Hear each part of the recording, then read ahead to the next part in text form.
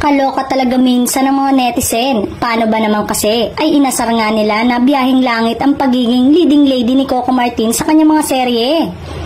Trending ngayon sa X ang post ng isang netizen kung saan tampok ang mga litrato ng mga yumaong leading lady ni Coco.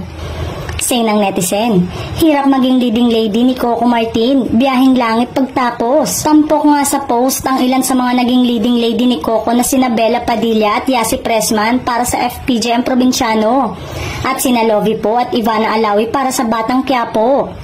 Pawang mga sumalangit nga raw kasi ang mga karakter ng mga nasabing aktres.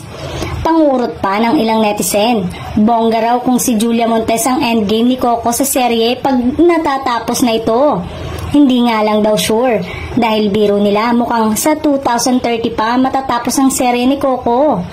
Pero sa isang tsikahan naman ay nilinaw ni OG Diaz na tinatanong naman daw ni Coco kung paano gustong umiksit ng kanyang mga leading lady at choice naman daw nila ito.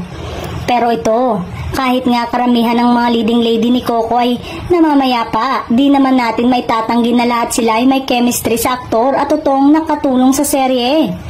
Abang-abang na lang tayo kung sinong susunod na mahuhulog sa karakter ni Coco at kung paano sila i-exit.